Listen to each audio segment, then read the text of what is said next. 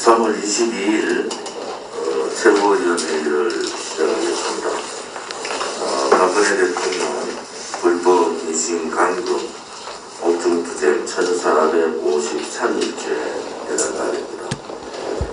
이달 31일은 박근혜 대통령께서 이 좌파 독재 정권에 의해서 미신 강금 된 지 4년이 되는 날입니다. 이 4년 동안 정말 옥중에서 침묵으로 투쟁해 주시는 박근혜 대통령께 존경과 감사를 표합니다. 3월 26일이 이승만 대통령 탄신 146주년이시고 또 천안함 복심 11주기가 되는 날입니다. 3월 27일은 우리 공화당이 새로운 투쟁 방법으로 대구에서 박근혜 대통령 적각습박 민심강금 반대투쟁을 가집니다. 또 4월 10일은 부산에서 부정부패 정권 문재인 추출 척결 투쟁을 가집니다. 그래서 당에서는 오늘 3월 22일부터 4월 10일까지를 총력 투쟁 기간으로 정했습니다. 다시 한번 말씀드리겠습니다. 오늘 3월 22일부터 4월 10일까지를 우리 공화당 반독재 불법 탄핵 투쟁 총력 투쟁 기간을 가지기로 했습니다. 자유파 국민들이나 우리 공화당 동지들께서 이 부분에 대해서 적극 동참하시고 또 많은 동지들의 지원을 바랍니다. 제가 지난 목요일 날 우리 공화당의 15개 발전 방안 변화하는 우리 공화당이라는 제안을 드렸습니다. 저는 솔직히 지금의 안주하는 공화당 같은 우리 공화당 같으면은 더 이상 희망이 없다 이래 보는 사람입니다. 변화해야 되고 쇄신해야 되고 소위 말하는 3대 혁명, 정치혁명, 정당혁명, 정치인혁명을 이루기 위해서는 여러 가지는 내부 쇄신이 필요하다 이렇게 봅니다. 그래서 작은 성공에 자만하고 매너리즘에 빠져서는 안 됩니다. 우리가 거대 악과 싸우는 그러한 정당이 되려면은 우리가 거대 선에 자리매김해야 됩니다. 문재인 좌파 독재 정권 뿐만 아니라 보수를 자처하는 김종인을 비롯한 국민의힘, 김종인, 김건식 그들은 자유우파 보수인들이 아닙니다. 그들이 지금의 판을 흔들고 있는 이러한 악들과 싸우기 위해서는 우리가 정말 힘든 쇄신을 할 수밖에 없다. 그렇게 함으로써 우리한테 거대 악과 싸우는 원동력이 생길 것이다 이렇게 봅니다. 당의 조직은 130개의 조직위원장으로 거의 올스펙되는 상태입니다. 당의 재정도 당세가 커진 만큼 재정이 더 어려운 상태입니다. 또 당의 투쟁도 실질적인 국민에 다가가는 투쟁을 못하고 있는 그런 상황. 뭔가 변화하지 않으면은 우리 공화당은 그렇게 다음 대통령 선거도 그렇게 치를 겁니다. 그렇게 하면은 정말 희망이 없습니다. 11개월밖에 남지 않은 대통령 선거에 당이 사활을 걸어야 될 이유는 여러 가지가 있습니다. 누가 대통령 후보가 되던 우리가 가지는 반독재 투쟁, 반불법, 반탄핵 투쟁, 이러한 투쟁의 명분과 과정에서 우리는 지금까지 잘 해왔습니다. 그러나 지금 여기에 누구도 당대표를 비롯한 지도부 어떠한 누구도 여기에 만족해서는 안 된다고 봅니다. 11개월 남아있는 대통령 선거에 당의 모든 사활을 걸겠다라는 각오로 동참해 주기를 바랍니다. 우리 공화당이 가는 길은 옳은 길입니다. 우리 공화당이 추구하는 가치 또한 옳은 가치입니다. 작은 애국심이나 작은 해당심, 이기주의, 분파주의, 내가 아니면 절대 할 수 없다는 그러한 자만, 이것이 당을 어렵게 만듭니다. 당대표만 당의 재정에 대해서 걱정을 해야 되고 당의 조직을 걱정해야 되는 그러한 정당이 아닙니다.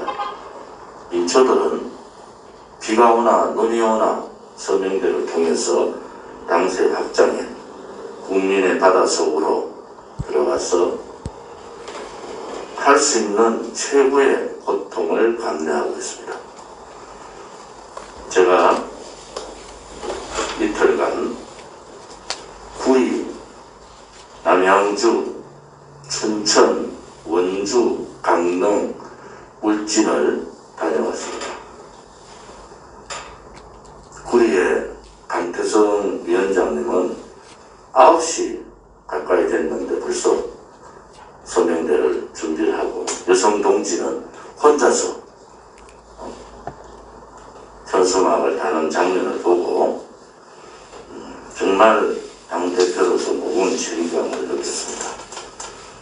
전국에서 서명대 구조나 서명활동 또 투쟁활동을 구리 서명대가 대단히 잘합니다. 여러분들께서도 구리에서 돌다리 사거리에서 하는 그 투쟁을 한번 시간 되시면은 한번 보셨으면 합니다. 10명이 투쟁을 하는데 1000명의 효과를 거두고 있다. 이런 모습을 볼 수가 있습니다. 또 남양주의 최민자 동지 부부와 동지들께서 비가 오는데 일찍 서명대를 차리고 준비하는 모습을 봤습니다. 전국 모든 지역이 그렇게 우리 당원들은 처절하게 국민과 함께 하고 있습니다. 한 장의 박근혜 대통령에 대한 우대속당 한 명의 한 분이라도 더 받기 위해서, 한 분이라도 더 우리 당에 가입을 시키기 위해서 처절한 투쟁을 하는 동지들께 감사와 존경을 표합니다. 우리 공화당 15개 발전 방안에 대해서 여러 루트로 제안들이 많이 들어오고 있습니다. 오늘 사전 최고위원회에서도 말씀드렸지만은 당 지도부나 당 사무처나 또 시도당 혹은 일반 당원, 책임당원 관계없이 당의 발전 방향에 대해서 제안을 해주시기를 바랍니다. 이 제안을 이번 주 수요일까지 받고 일주일간 논의를 거쳐서 당의 방향 설정을, 큰 변화된 방향 설정을 하도록 하겠습니다. 15개 중에서 특히 SNS에 대한 투쟁은 우리 당의 사활을 걸어야 된다라는 말씀을 드렸습니다. 당이 하는 이 처절한 투쟁이 기존의 언론 방송들은 의도적으로 덮고 있습니다. 그러면 지금 우리가 할 수 있는 것은 유튜브를 통하든 SNS를 통한 투쟁을 해야 된다. 그래서 SNS 본부를 신설하고 여기에 당의 총력을 기울여야 된다라는 생각을 갖고 있습니다. 또 당의 시스템화라는 것은 어떠한 지도부가 들어오더라도 당은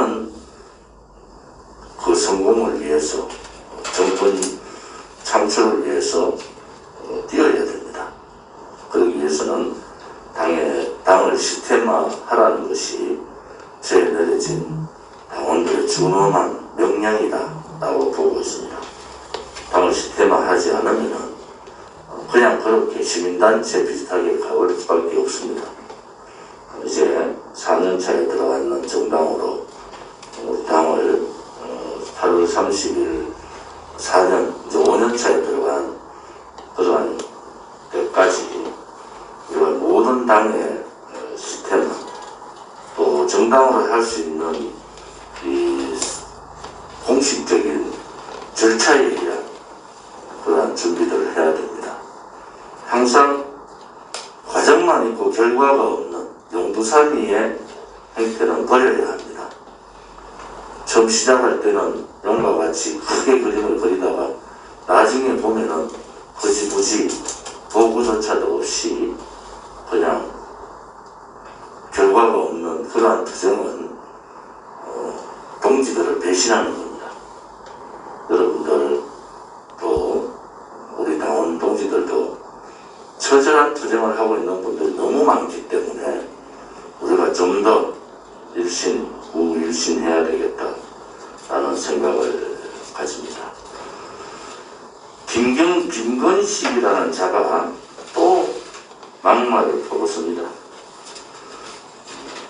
운빠, 태극기 부대, 안빠, 태극기 부대를 대깨문하고 똑같은 존재로 하고 있는 김건식은 역시 빨갱입니다. 그의 머릿속에는 오른쪽 자유우파라는 개념이 없는 거예요. 그가 탄핵 정국에서 박근혜 대통령에 대한 허위사실 유포가 얼마나 많았는지, 또 지난 총선 과정에서 자기의 국회의원 자리를 위해서 얼마나 못된 짓들을 했는지 김건식을 아는 사람들은 다 압니다. 그가 자유우파가 아니라는 것을. 김종인을 아는 사람은 다 압니다. 김종인은 자유우파가 아닙니다. 안철수를 아는 사람은 다 알아요. 안철수 또한 자유우파가 아닙니다. 윤석열을 아는 사람은 다 압니다. 그는 좌파 우파의 개념이 없는 사람입니다. 무엇을 잘못했는지를 모르고 있는 그런 사람들이에요. 우리 공화당은 힘들지만은 원칙을 지켜야 됩니다. 시류에 휩쓸리고 우리도 홍준표, 황교안, 윤석열 이런 식으로 왔다가리 하는 우리 공화당은 벌써 사라졌습니다. 우리 동지들이, 자유파 국민들이 무엇을 생각하는가를 우리는 똑바로 알아야 됩니다. 그들은 말로는 떠들지만은 좌파 얼치기 세력입니다. 좌파에도 인기지 못하면서 자기의 성공을 위해서 좌파들을 공격하는 그러한 신용을 하는 겁니다. 또한 반보수우파 세력이고 반체제 세력이고 결국은 그들이 모두 합치면 탄핵 세력입니다. 이 탄핵 세력과 처절한 투쟁을 우리 공화당은 할 수밖에 없다는 것, 그것이 시대적 사명이고 역사적 책무입니다. 우리는 시대가 우리 공화당한테 주어진 사명과 역사가 우리한테 준엄한 명령을 내리는 책무를 자랑스럽게